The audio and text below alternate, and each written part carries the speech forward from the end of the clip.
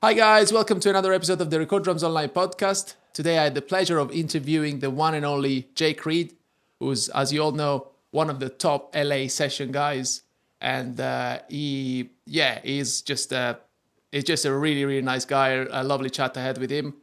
We talk about his beginnings from how he started playing drums in Kansas, and then he moved to LA, started having lessons with Peter Erskine, and I mean, now he's playing everywhere. He's playing.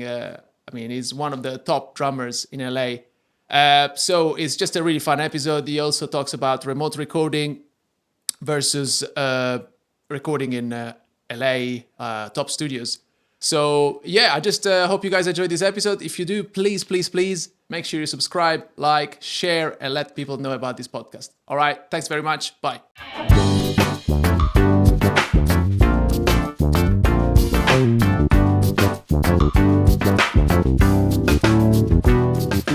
Should go soon. There we go. We're live. Yes, exactly. Let's do the clap. Nice one. How's it going? All good? Yeah? Pretty good, yeah. Yeah. Oh, Yeah. are you in your studio now, right? I'm in my studio, and if you're taking video, I can give you Oh, the man. quick tour. There's Check there's that a out. drum set I have set up. Yeah. And Which kit is that one? Huh? Which kit is that one? That's my Is it 60s Camco, Ooh. Oaklawn Camco. That's a nice drum set. I love playing it. actually nice? Preamps, Oh, yeah. computer, Oh, come on. outboard gear. Man. I just got this kick mic in them. Just Oh, came out, so I'm looking forward to. I took it the day they sent it to me. I was working at a studio out in Malibu, and so I took it with me to the studio, yeah. and Yeah. I was like, "Hey, to the engineer, I was like, let's try this out if you don't mind today." And it was seriously awesome. Like just automatically, Wh- like fit right into the mix, and I was pretty stoked about that. So I was like, "Yeah, can't wait to get this." Yeah. Is it like an inside kick mic, right? Is it one of those It inside? is. I Yeah. mean, that's what. I mean, like when you read the little like pamphlet that comes with it, it's like, yeah, this is an inside kick mic. Here's how to place it if you want more attack and or less. Yeah. I saw some guys posting it like where it's like, right on the outside of the head, like if there's no hole, and it still Okay. sounds awesome. I think it's just a really good microphone. Oh man, that's so annoying. Now I have to buy it. It's I such know. a. More stuff to buy. Oh man, tell me about it. Because I bought the Tom mics and they're amazing. I just was like, this is Yeah, great. dude. I literally threw away all the other Tom mics I had. By the way, this is I not a have- commercial for It sounds like I the. have two Tom mics, and I want to get two more. So I'm right there with you. Nice. More nice. stuff to buy. Yeah, more stuff to buy. By the way, we're not advertising. We're not paid to advertise them, but it's just they're really good. No. They're really good. And yeah, They if you're have not listening, paid me a dime, other than No. they're super nice people, and they always, I just love their products. Yeah, absolutely. I appreciate that they're also like, it's basically like their own business. They're not like a huge company like Neumann or something. But yeah, because I saw you've done a video with them, like in studio, like the you went to the studio and just kind of did like a demonstration using their mics. yeah, so that was at Studio 606, which is Foo Fighters studio out in the Valley, and which I had never been to. It was a really awesome, like huge room. And that was for their snare mic when they were working on their snare mic promo.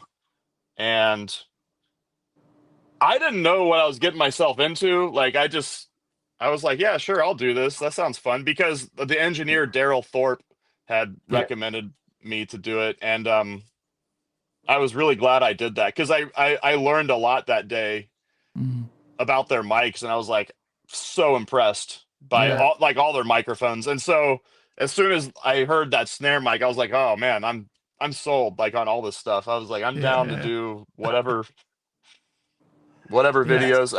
I bought a bunch of their other mics, like, but it's like they're not giving them to me. I bought a bunch of their mics. Which other ones do they have? Which I bought the I think it's called Atlantis, which is like their FET mic, and I bought their Eden mic.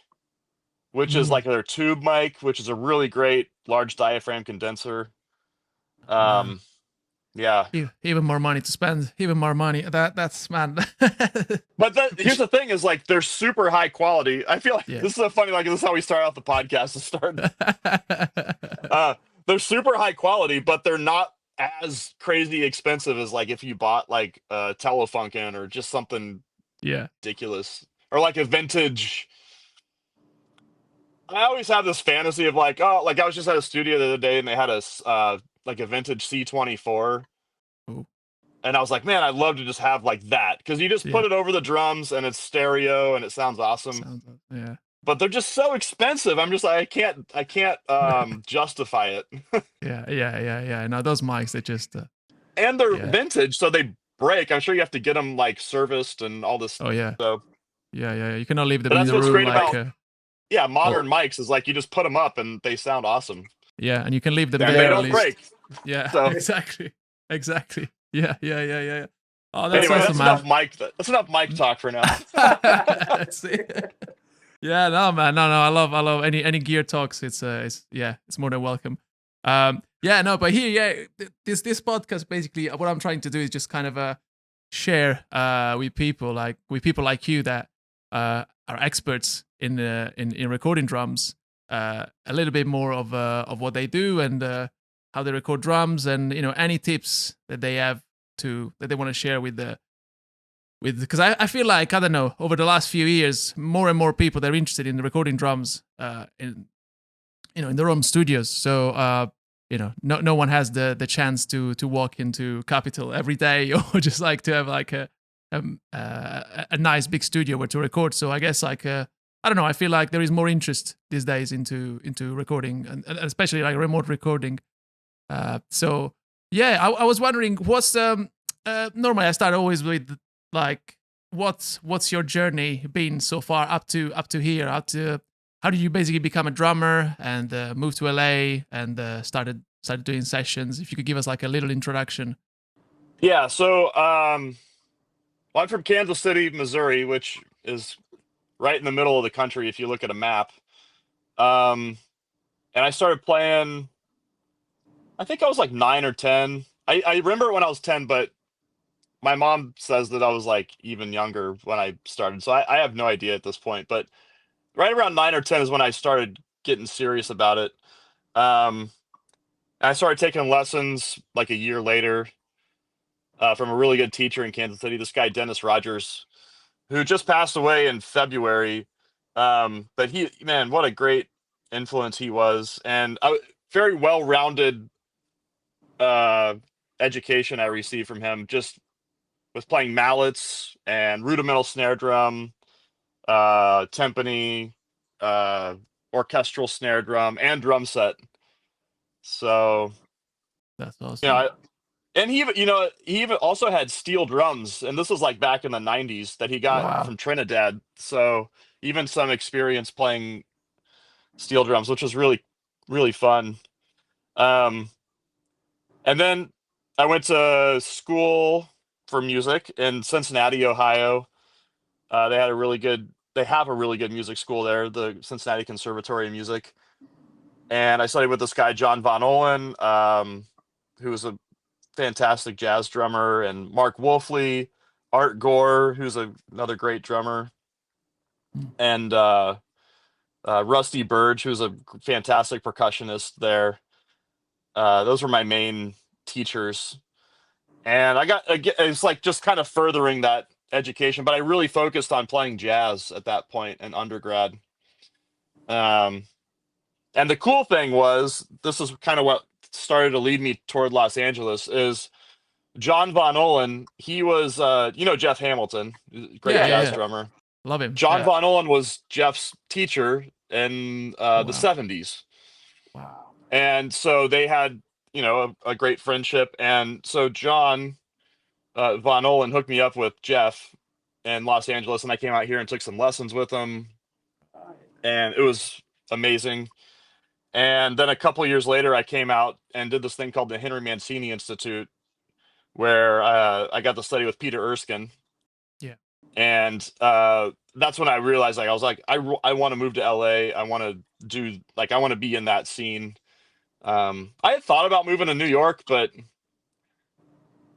I think I was always just more interested in recording and like the sound of drums recorded. Okay. Um, Yeah. More than you the know, because live I scene, was, you mean? Like, because I guess like New York is more live jazz. yeah, yeah, Yeah. or like I had thought like, oh, I'm gonna play like cutting edge jazz, you know, like the New York thing, and then at some point I was like, I don't know, I just love playing so many different styles of music, um, which I still get to do, you know. So it's funny how I had that thought all those years ago. This was 20 years ago now. Wow. You know, I had that thought of that's what I want to do. And also at that time, I don't know if it's still like this, but that at that time in school, the whole thing was you've got to be a versatile drummer. You have to be able to play a lot of different styles and sight read and basically do anything if you want to work. And so, and I had always loved drummers like Peter, who, you know, has played so many different styles and played with so many different groups, or like Steve Gadd, uh, you know, in addition to just all the jazz greats, Yeah. and all the rock drummers. I mean, I grew up listening to like, you know, Nirvana and Green Day. Yeah. So in addition, and you know, John Bonham, like all that, in addition to like Max Roach, Art Blakey, Elvin. Uh, so I was sort of just always interested in playing lots of Yeah. styles and big band music. Um, so that's why eventually my path led me to Los Angeles. Yeah. Yeah. Um, Yeah. Was he recording always in like a kind of a thing for you, or was it more like, I don't know, I'll move to LA, see what happens, and then if I, if I get like, if I get into touring, I'll do touring. If I get into the just it's funny. recording. I had thought about that because you know when you move to LA, there's such a touring scene Yeah. of like musicians who are all like you could play on a big pop tour or something like Yeah. that. And um, I just yeah, for whatever reason, I did a couple of smaller tours like in a van, you know, and it was fun. But at a certain point, I just realized I don't really like traveling like that. It's really hard work. Yeah. It's really intense. To if anyone out there's ever like done a tour, it's hard work. And it was fun, like in my early 20s to do that. Yeah. Um, but yeah, I don't know. I just got more interested in recording music That's awesome. and just that Yeah. scene. And you know, of course, out here's there's Hollywood and the whole movie scene too. So Yeah. uh, I would go to film sessions with Peter and kind of see how they did that. And then some of my friends who were film composers, like you know, doing indie films starting out, they started calling me to be like, "Hey, can you record drums on my indie film?" And I'd be like, "Oh, yeah," you Why know. not? And I didn't.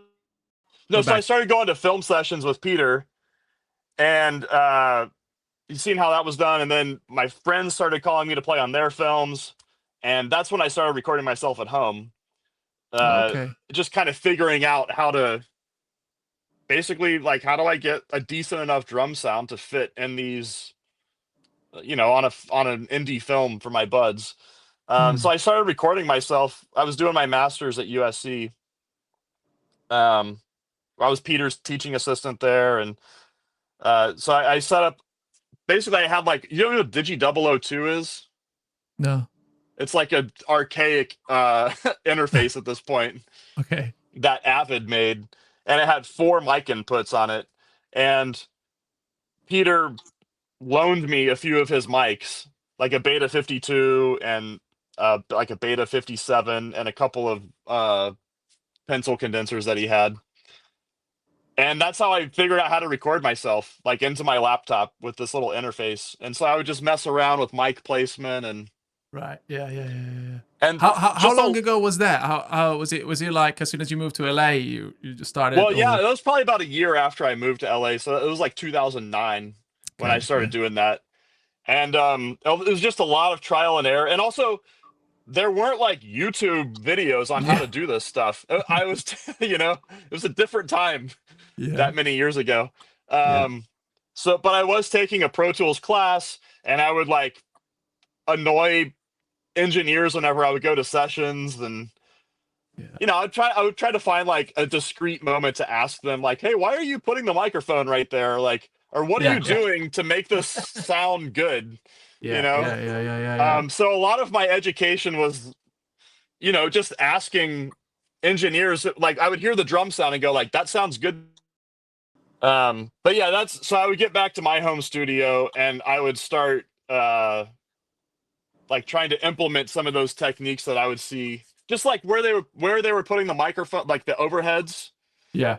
or like where the snare mic would go, or just that kind of The stuff. stuff like yeah. Yeah. Yeah. Okay. Okay. Um, Would you get yeah, calls from I mean, you said already like some of your buds from the movie, like they needed drums on movie soundtracks. But how about like uh, I just wanted to like as an example, like if someone would contact you now, what's your normal approach into kind of like recording? Let's say someone needs you to record drums.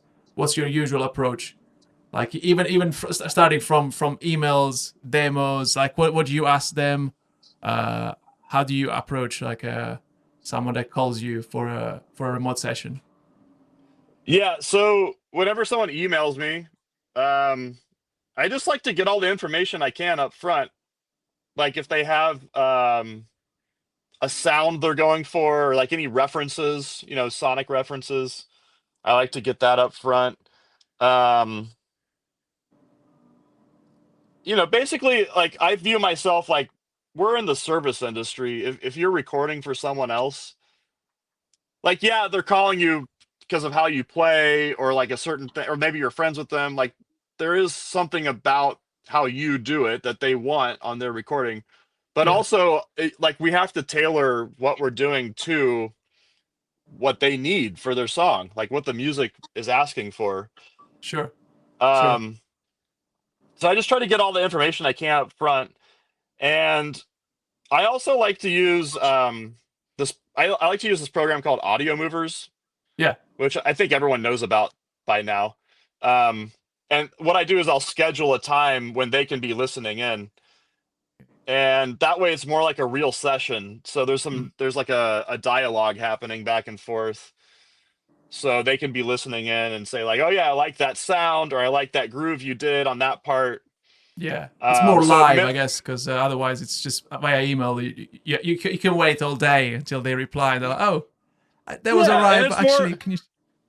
Yeah, yeah, because I was doing it that way early on, and I was at a certain point I was just like, man, it takes too long. Or sometimes I wouldn't hear anything back for like a whole day, and they'd be like, oh yeah, sounds good, send it over, or like do more takes like that, and I'm like, man, I'm already like trying to move on to the next thing. yeah. So I just try to do it all right there. Like I'll just schedule it like a real session, Mm, mm, mm. and that way we can get to the good stuff faster. Yeah, nice, Um, nice. yeah, That's that's how I approach it. yeah. And do you also go and like when it comes to setting up drums, do you just like again like considering the song that there is to record, do you go like, okay, you know what, I'm gonna need this snare, this kick drum, this drum kit, we can use these mics. Yeah, I always start with the drums first. Mm, Before I think about it like in terms of signal chain. okay.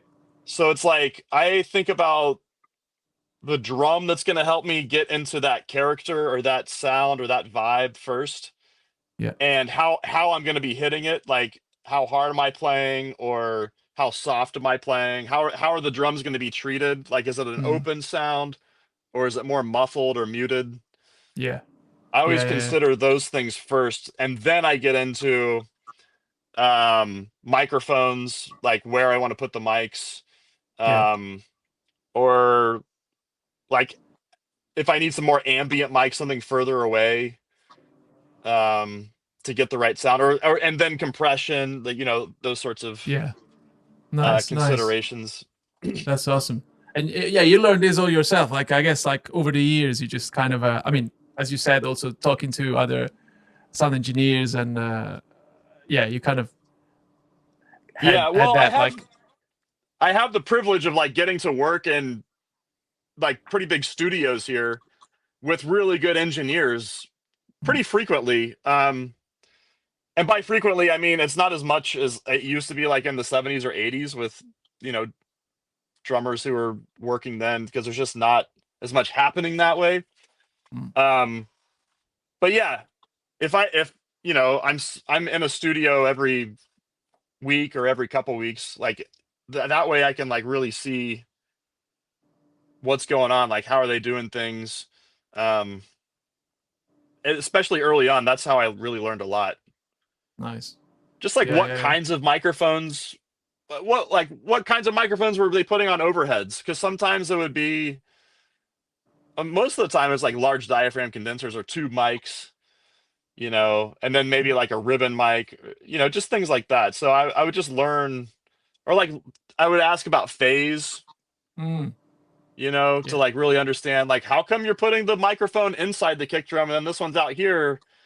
And then sometimes I would see guys just put them right next to each other. yeah. Like why? You know, Yeah, just, yeah, yeah, yeah, yeah. What's the and the reason? thing Yeah, is, yeah, at the yeah. end of the day, there's like no right or wrong Yeah, answer yeah. to any of this. Like everyone has their Mm-hmm. own way of getting sounds. It's just like what's right for the music, what's Sure. going to work best for the song. Yeah, yeah, yeah, absolutely. And then you started Um, your own YouTube channel as well, which I'm a massive fan. oh, I I thanks. I watch your videos like a million times. Those 80s Oh, drums, 70s drums. Yeah. I'm trying to get back into it. I've just been super busy. So I started that channel in 2020. Basically, is when I started making those videos because of the Hmm. pandemic. My friend Andrew Masters, I don't know if you know his channel, but he was Yeah, yeah, like, yeah. "Oh No, yeah, man." yeah, yeah, yeah. I met him. He was an assistant at East West Studios in Hollywood. Oh, So I okay. met him probably in like 2009 or 10, right around that same time when I started recording myself. And so yeah, he was like, "You should start a YouTube channel because there's nothing else going on in the world at that point." And so I did, and it kind of caught on, which I was grateful for. But then I was like, "Oh man, now I got to like start doing this." Um, and then like about a year later, my wife and I had a daughter.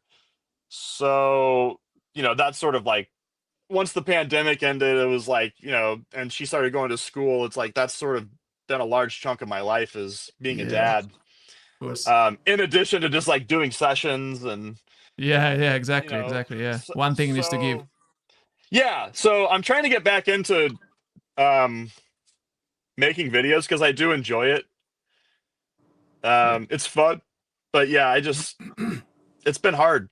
It's hard to find the Yeah, time no, I to do bet, I everything. bet, I bet, and I loved watching the 80s ones, and I mean all of them. They're great, man. They're so well done, and kind of give you such a big. You know, if you're starting out and you're like, you know what, I have no idea how to get like an 80s uh, tom sound or drum sound. How did you get like this Phil Collins huge tom sound? And you just watch that video, and you're like, oh, got it. There we go, perfect. Yeah, Yeah, and and and you, again, yeah, yeah, go for it. Sorry. there's no like right or wrong way to do it. There's the way that they did it back then. You know, it's well documented how they got that sound now. Yeah, And there's yeah, yeah, videos out there on how to authentically get that sound. But the thing is, it's like how many of us have all of that gear laying around? exactly, So exactly. so it's like the cool thing is now with technology with plugins and um everything that's available to us, it's like you can kind of do it in your home studio now. Yeah, for sure, for sure. No, exactly. It's but what I was wondering is like, so you done 70s, you done 80s, and then you came up with the this super cool super dead drums loop sample pack. Yeah. Uh, what was the what kind of brought you into having those kind of sounds and super dead drum sounds? That's a good question. So, and this goes back to like 2018. There's a guy who makes these things that go over your drums called drum tortillas. Yeah. And so I bought some back then, and when they came in the mail, I just threw them on the drums real quick and sat down and like played a little groove. And I was like, wow, this like instantly gets that 70s sound.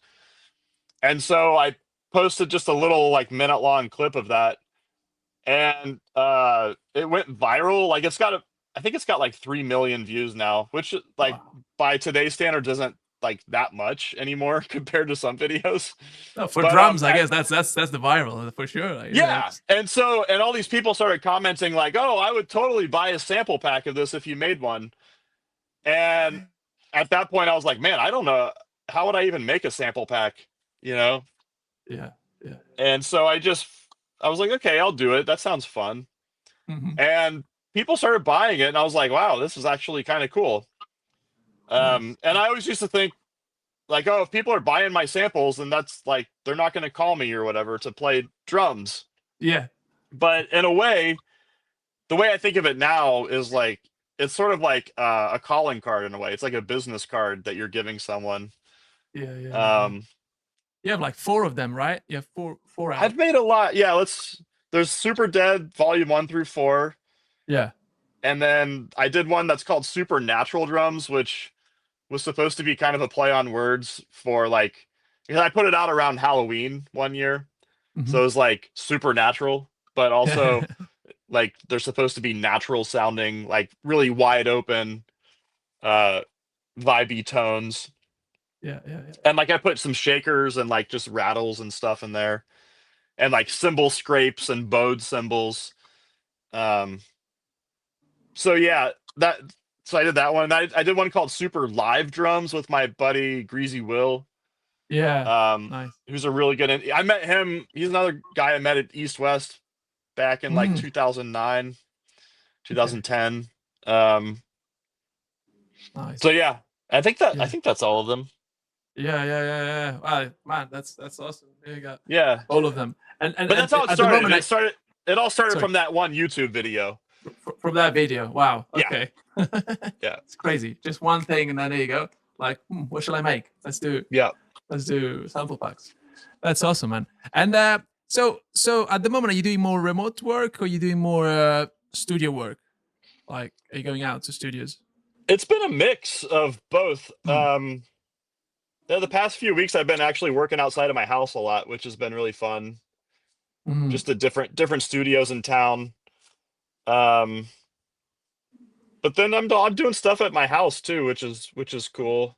So it's been a healthy mix of both. Nice. Yeah, yeah, Yeah. yeah, yeah, yeah.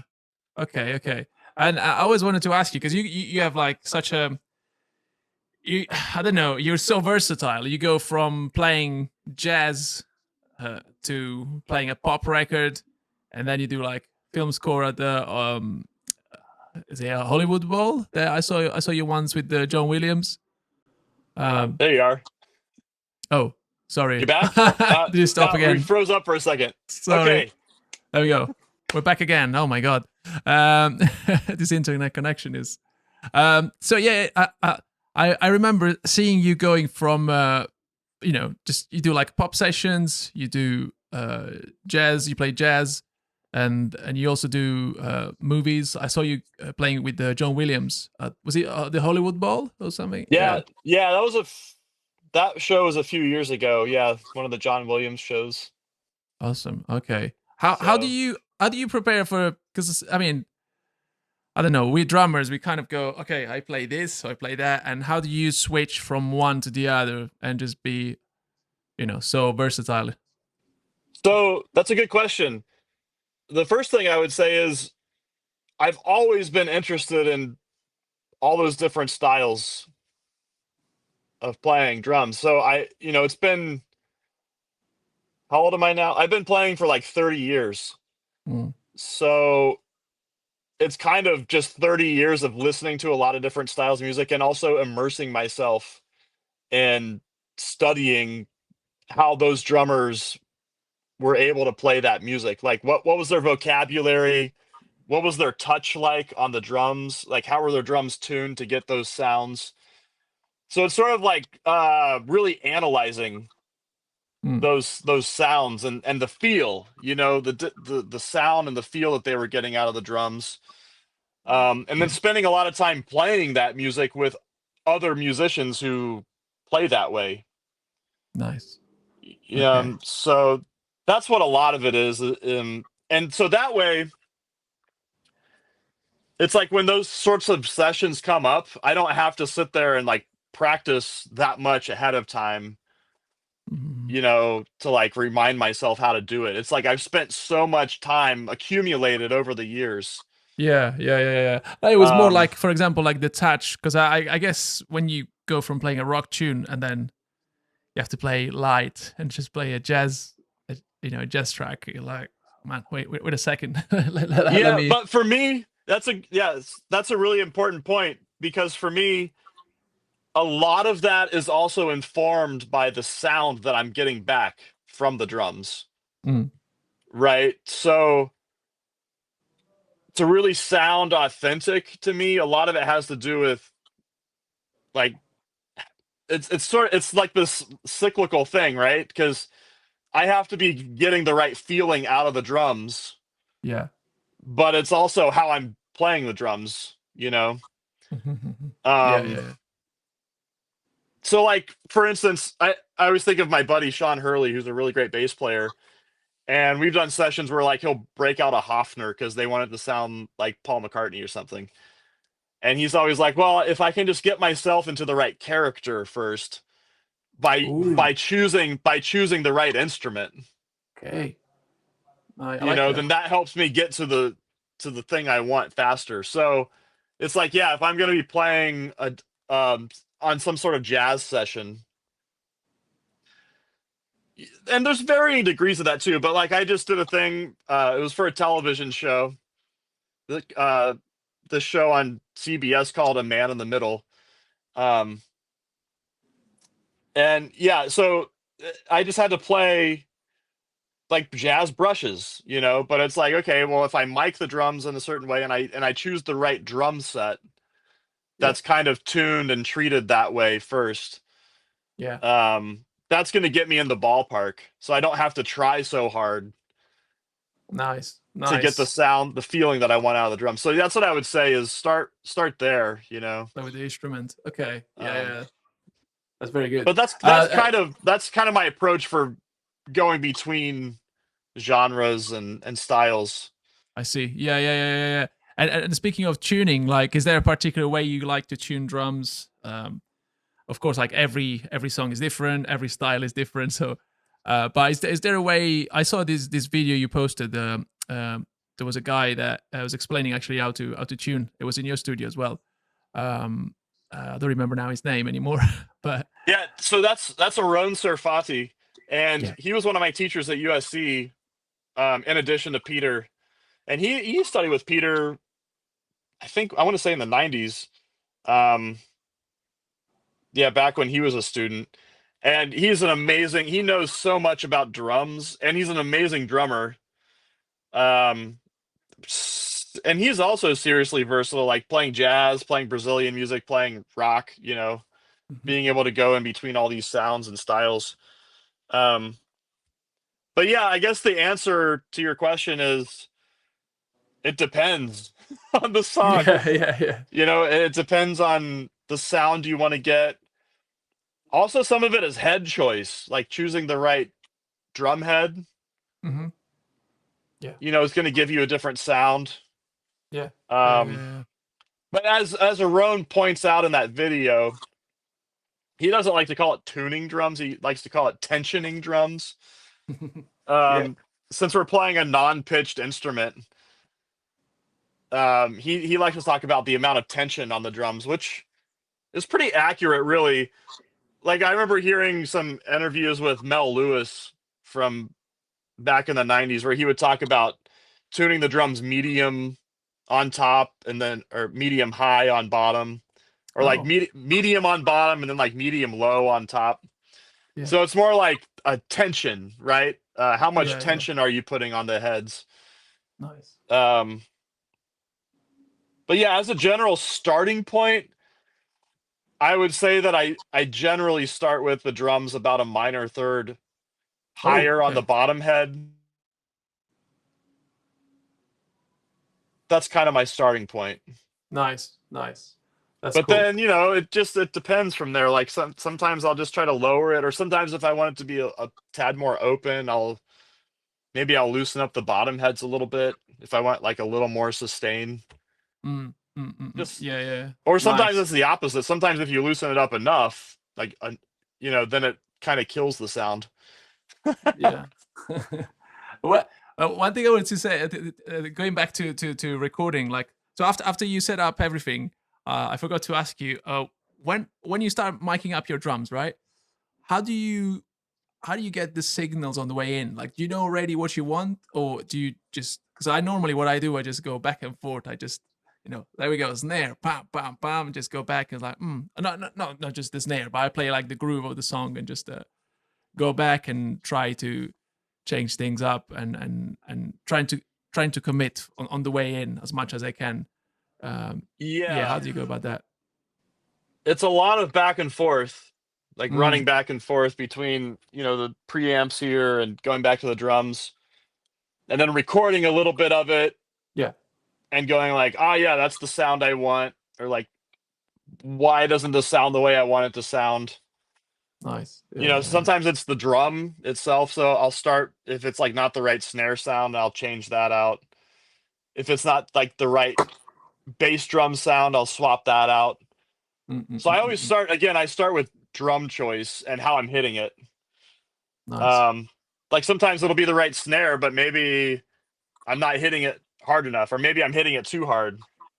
So Yeah, then I got to yeah, play yeah. softer, but then turn the gain up more. Okay, Or yeah, maybe I want to saturate the sound more, so I'll really crank the gain, but then turn the trim knob down yeah. on the preamps. And there's a way to do that. There's ways to do that too um in the box, Yeah, with plugins. So it's not just specific to outboard gear. yeah, yeah, yeah. But yeah, Do you, it's a lot of to answer your question. It's just a lot of trial and error.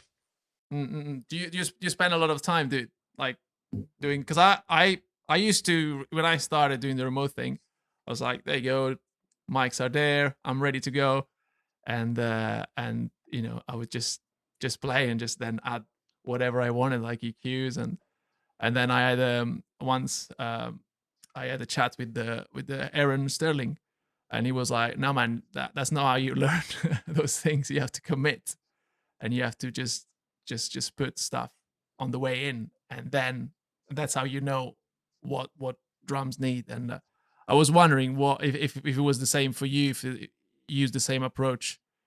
Um, Sometimes it is. I know Aaron's a friend too, and I took a few lessons with him when I was a lot younger. Um, I want to say like probably like 10 years ago now. And okay. I learned a lot from him. And one thing I would say is I don't this is just what my approach, but I don't commit as hard to stuff as he does. I just Mm. I don't. And um but I do use EQ sometimes, like on the kick and snare. I'll add, like, if I want to add a little top end to make it a little brighter, Yeah, or sometimes if I like want the kick drum to sound a little more scooped, I'll do that. nice. Like I'll take out some of the, and for those of you out there that don't know what that means, I'm just taking out some of that like boxy, like mid range to make it sound more rockin'. But so I'll commit to things like that. Um, Nice. Yeah. but sometimes, for instance, if I know that like I'm sending it out to be mixed by someone else, Mhm. um, I won't go like super crazy with compressing the rooms or compressing the overheads. And that's something I learned from Aaron a long time ago. Maybe he does it different now, but he said, like, the overheads in the rooms are sacred. Like, Oh, you okay. don't want to be messing around with those that much. Some things though, like I'll make like oh, are you there? Yeah, You yeah. disappeared again for a second. There we go. Um Yeah. did you get the part about the overheads and the rooms being Yeah, yeah, sacred? yeah, yeah. I Yeah. did, I did. Yeah, yeah. So, No, we got but fireworks now here because it doesn't know what's happening. There you go. oh my God. Yeah, because it's nighttime there. So what I'll do though is sometimes I'll run like a some parallel compression with the overheads if I want to get more slamming, more rocking sounding. Hmm. Um, which is something I learned from my buddy Greasy Will. Where like I'll have just the dry overheads, but then Yeah, I'll take those into my patch bay and run them through a compressor, and yeah, then create a separate set of overheads. So then I can yeah. put that in if I want to. Um, Nice. so yeah, to answer your question, I do a little bit of that, but Yeah. if there's certain things that I know, like I don't want to like cook the rooms too much, or some things I don't go super crazy with, or like what I'll do is, which I just did this recently. I'll put up two snare mics, right? And one of those snare mics is totally dry, and the other one might be getting really blasted, or like like I'll really crank the gain on the Neve and get it like really Nevey sounding to where it's kind of breaking up and saturated. Um, and just make sure they're in phase as an option. Yeah, yeah. Do you use So same mics or do you use like a? Cause I remember once I saw a picture of was it like a? Did you use like a condenser? Uh, yeah. yeah, sometimes it's a condenser. Um, like right now, I have like an M88 Mm, and a 57 up, so it's just two dynamic mics that are both just getting treated differently. nice. Um, but yeah, it's something different. I just try to have fun with it, but I guess my main thing is the main takeaway I would want to give to you is my approach is like here are the sounds I'm presenting to Mm, you to help your song, but I want to have like some fail safe ways in there for you to still get what you want if you're not feeling that exact thing. Like if I'm, compressing a snare mic way too much on purpose, yeah. Yeah. Yeah. everything's done with intent. That's what I would say. But then Nice. like there's also a dry signal of that if you don't Mm, want that. nice. Yeah, you give the option. That's cool. I Yeah. remember once I saw actually. I saw this thing that I started doing as well, putting bricks in the kick drum, but I can't remember now why I was doing it. I remember I saw you doing it. I was like, wait, let me see. Can you tell us a little bit why you use that trick? Yeah, so that's something I've heard about. I want to say like Eddie Kramer or someone Okay. like that would put like a car battery or something inside. That's what I'm remembering for some reason. I think Will told me that. Um, and then I have this other friend who's a really great engineer, Keith Armstrong, he was Chris Lord Alge's assistant for like 15 years, like when he was working on all the big records, like in the early 2000s, and they would talk about putting heavy objects inside of the bass drum. Like Wow. Okay. sometimes you could take like the bottom of like a mic stand that's like pretty heavy, like those Yeah. discs, Yeah. Yeah. Yeah. The and disc. Yeah. like put that in, or like putting a sandbag on top of the bass drum. Anything Ah, to add mass to the nice. bass drum is because it kind of like lowers the fundamental a little bit, or like it just makes it feel heavier, or like my buddy Keith, he would say like it's because the drum is not recoiling as much, so like Hmm. the energy isn't being expended as much, Okay. like through the drum moving, it's getting channeled more into the sound, I if that see. makes I sense. see. That's like the Yeah. Yeah. Yeah. physics. That's what, of course, I don't know, I'm not a physicist. No. No. But No. what I No. No. do know is I have good ears, and I know Yeah. what sounds I like. And I know that like when I want to get that sound, I can put something heavy in the bass drum and it does that thing. Does that thing. Yeah. Yeah. Yeah. Yeah. And it's funny, I was at a studio the other day in town, and the engineer had two bricks right inside of the bass drum, and I Oh, was like, yeah. And it did the same thing I thought it was gonna do. And I was like, oh my gosh, yeah, see, it works. I'm not yeah. Yeah. Yeah. Yeah. completely Yeah. Yeah. insane. No. No. Um, it sounded really good too. I was like stoked on it. So Yes. yeah, again, that's Nice. just like I wouldn't necessarily do that live, because like Yeah. when you're in a room and it's just people are just listening with their ears in a room, it's not really so much dependent on the mics, right? But like when you're recording, Yeah, literally yes. every sound you make is coming to the listener through the microphones. Yeah, yeah, yeah, So yeah. like that's the only thing that matters is like what does it sound like through the microphones? It doesn't matter what it sounds like in the room. So like Absolutely. whatever you have to do to get the sound is cool. Like if you got to put bricks inside the bass drum, if you got to Yeah, tape the drum up, if you got to like, put a cloth over part of the cymbal to get like a whatever sound, it doesn't matter, yeah, you yeah, know? yeah, yeah. Just get there. Just try and get that sound that Yeah. you're looking for. Yeah, yeah, yeah. Oh man, that's so cool. So cool. Matt, do you have time for 10 rapid fire questions? We do this on every episode, and Sure. it's just a fun one. It starts as a rapid fire, but it never it's never rapid. So don't worry if you want to expand on the topics, go for it. I'll try So to the first, be as quick as possible.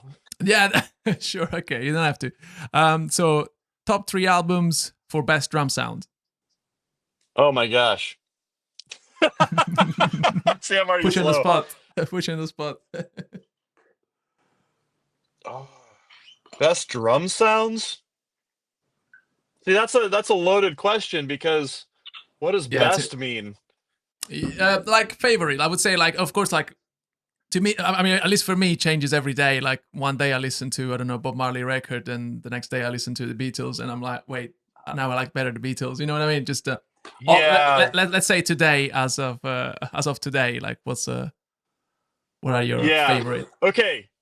Okay. I just because of like recent things that have been happening, I put on Voodoo the other day. I haven't listened to that album in so long. So good. And I used to listen to it constantly uh, back in the day. I couldn't believe it's like came out in like 99 or 2000 or something. Yeah, But yeah, that album sounds amazing. awesome. Those Yeah, drum sounds are incredible. So I'd say that. Uh, I'm gonna go Toto 4. yeah, Just like the height of like LA studio, yeah, like that era of drum sounds. I just love that so much. yeah. Um, and then I'm gonna go just like old school and say, you know what sound I really like is um oh, what's the name of that album? Having a brain fart now. I can picture the image The of it. cover, the cover of the album. Let me look it up. There's so many. Oh yeah, yeah. Hold on. I swear this is rapid fire. That's fine, man. Unity. Larry Young, Unity. Oh, Elvin's drum sound on that. wow. I I need to love check that. that out, man. Sure. I just love the way the drums sound on there because like the ride cymbal's really pingy and it really cuts through, and you can just really hear his feel, his his sense of time, Yeah, yeah, his yeah, his yeah, yeah. touch. I really like it a lot. Oh man, I need to check that out. Wow, Yeah, Unity. Okay, yeah, yeah. awesome, nice. Number two, favorite part of your job. Connecting with people.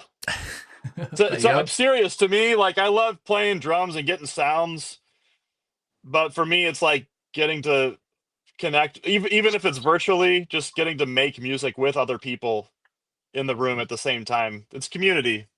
Yeah, yeah, yeah, yeah, yeah. That's great. Was the worst part of your job?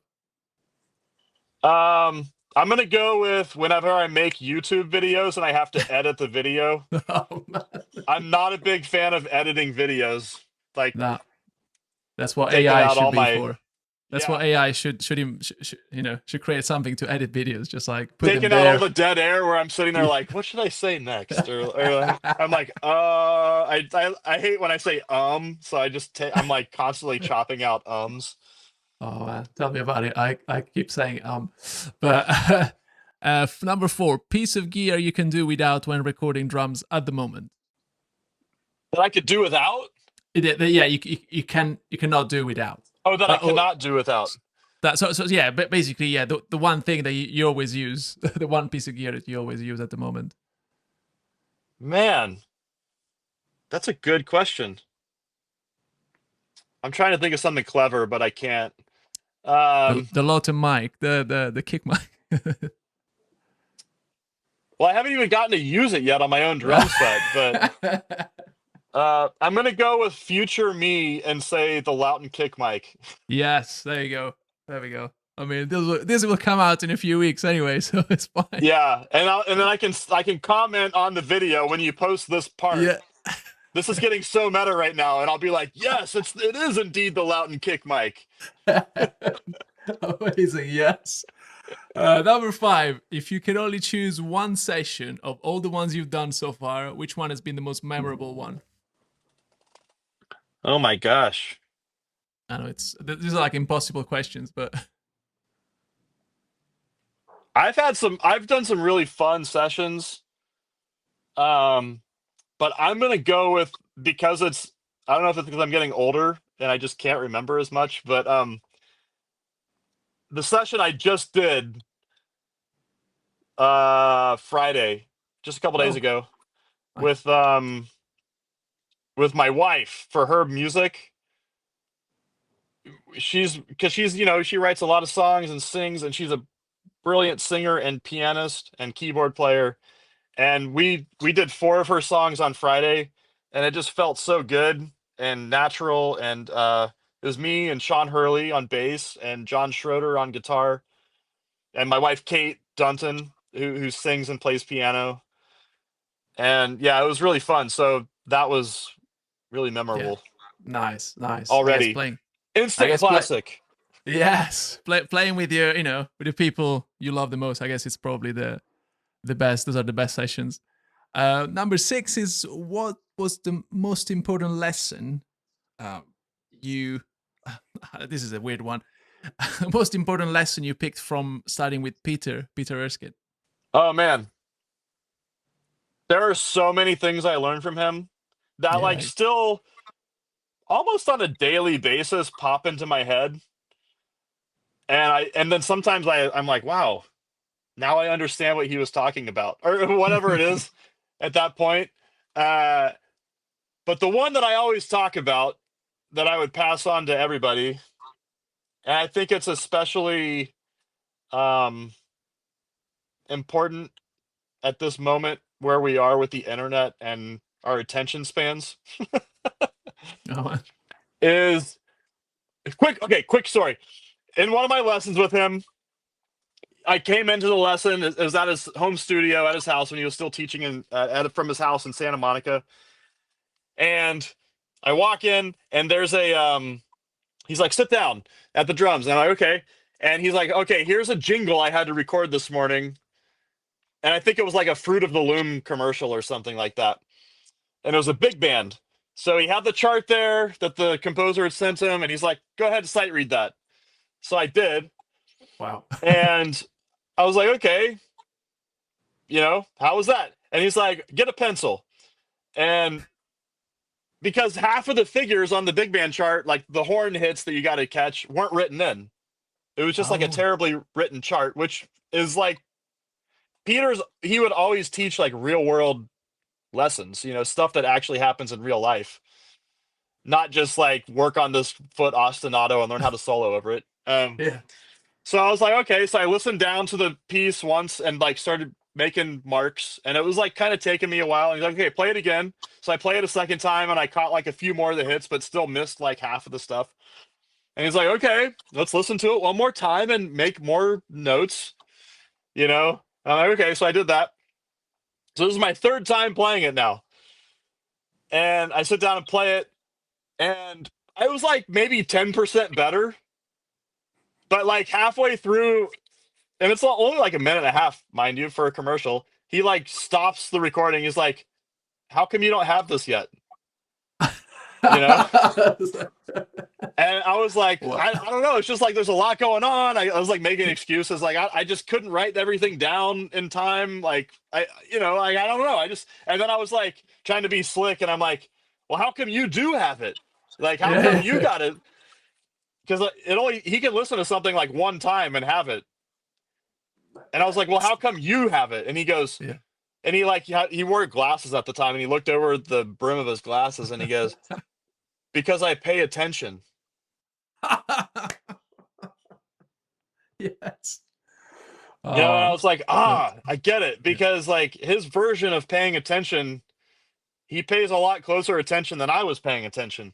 yeah, yeah, yeah, yeah, yeah. Oh, So just the ability to like not only sight read a piece of music, but just, part of sight reading, being a good sight reader, is being a good listener. And being yeah. able to hear everything that's happening in the music while you're reading it, and put that in your memory bank, your short-term memory, so that the next time you play it, you remember all the places where those hits were happening and all those little details that you need to be able to get fast, because the old saying of time is money, it's true. Yeah, You for need to sure. you need to be able to work fast and basically do a good job for whoever you're working for, like really quickly. Mhm. Yeah, yeah, yeah, yeah, yeah. Amazing. So that was a big lesson I learned from him, was just pay attention. Yeah, yeah, yeah, yeah, Be yeah, able yeah. to make notes really fast, be able to like get a take that's usable within the first couple takes, Mm. Yeah, yeah, you yeah, know? yeah, yeah. Wow, that's yeah, that's pro level, top, top. Yeah, but to Yeah, me, that's the difference between someone like Peter yeah, and someone who's like not getting called as much, because he spent literal decades working on doing that that. level. Yeah, yeah, for sure, for sure. Nice, nice. Yeah. Next one is apart from watching your YouTube videos, is there a book video tutorial that you would recommend or found helpful in learning how to record drums? Oh man, there's so many. Um, I love Aaron's Sound of Sterloid video. That's really Yeah, good. yeah. My buddy Andrew Masters, there's a couple. And I'm not just plugging this because they're my friends. It's because they actually know what they're talking about and they're really good engineers. My Yeah. buddy Andrew Masters, he's doing a drum tutorial, like video series on how to record drums right now. That one's really good. I've seen clips of it. It's amazing. Is he on Um, YouTube or? no, it's not on YouTube. It's like you have to buy it, Okay, yeah, but yeah. it is legit. It's super Mhm. legit. He knows what he's talking about. Nice. Um, I highly recommend that. And my buddy Greasy Will put Yeah. out a recording, like how to record anything, Oh, um, video series recently that you also have to buy. But again, it's like spend the money on it, yeah, yeah. because It's worth the money. it's like you're gonna learn so much. And actually, because he's my friend and we've known each other for a long time, I did. There's a whole video I did for him in that video Okay. series on how to tune drums.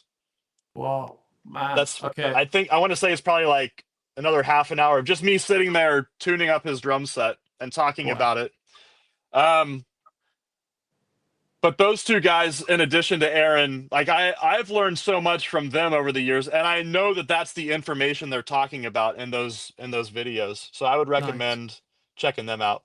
Check them out. Nice, nice. Number 8 is who's your inspiration when it comes to recording drums? A So many drummer. people, Yeah. so many people.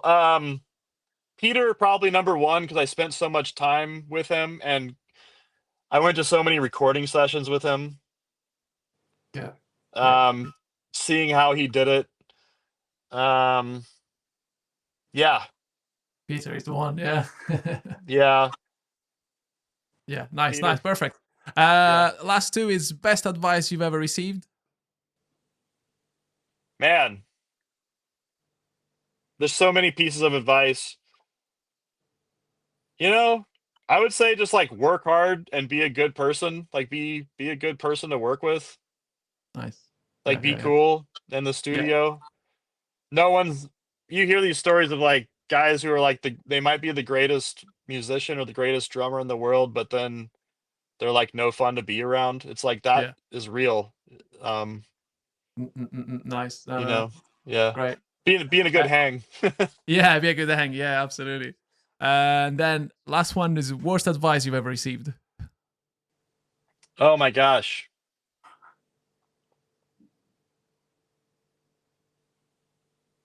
That reminds me. That's like the old line, take my advice. I'm not using it. yeah. But yeah, I don't know. That's a hard one. Yeah, it's a hard one. Yeah, I I would mean, just say like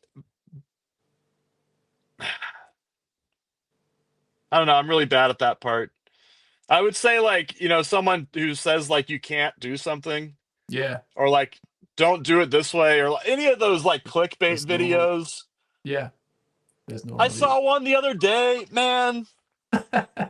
I don't remember the guy's name, but he's like an economist. Like he gives talks at like, business schools. And Right. he was saying like follow your passion. That's the biggest load of BS I've ever heard people say. You know what I mean? Okay. And I wanted to be like I'm not the kind of guy who's going to like comment and be like, "Whoa, let me tell you something." Yeah, But yeah, yeah, yeah. um I thought that was bad advice. Yeah, absolutely. Because I Absolutely. mean, I get his point where he's like, follow your passion. That's such BS. Like, no, Yeah. you need to find something you're good at or study something you're good at and just do that, even if it's not your passion. Yeah. But for Yeah. me, I'm like, no, like I followed my passion and it worked out for me. No, exactly. And Exactly. I know literal hundreds of musicians who do this for a living and are Yeah. really good at it and work tirelessly to be great at it. And Nice. they followed their passion and it worked out for them. That's awesome. Yeah, So yeah, that's my yeah, yeah. soapbox is don't listen to that guy. No, that's yeah. If you really want to be a musician, you'll find a way to do it. Nice. Nice. That's great. Everyone's gonna find a way to do it. Nice. That's awesome. Uh, Jake, I don't want to take too much of your time, but is there where is the best place to find you online, and just if people want to reach out to you and need drums on their songs, Yeah, what's the best place? Instagram's good Mm-hmm. at Jake Reed Music. Nice. Yeah, yeah, yeah. Um, my YouTube channel, which is Right. also I think is at Jake Reed Music. YouTube at Jake Reed Music. Um, I'm really bad at TikTok and all the other ones, No, but no, no, no. And if there is also like if there are any future project that you want to share, like please, any plugs you want to do now, go for it. oh, Yeah. I appreciate that. Not really. I mean, if No. you get some sample packs, Yeah. They're awesome. They're but I'm so sure good. mostly drummers are gonna be listening to this, so don't get make your own sample packs. That's Make what your I own sound pack. recommend. Yeah, yeah. Oh man, to make them sound that good, they sound amazing, man. They sound amazing. I Nice. appreciate that.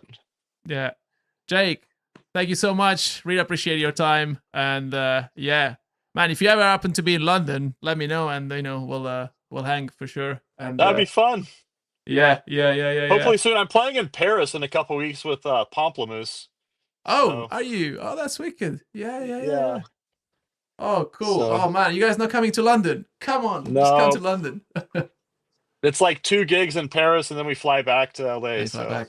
I see. I see. Okay. yeah, Okay. Okay. Well, maybe next time. Maybe next time. We'll make it yeah. happen.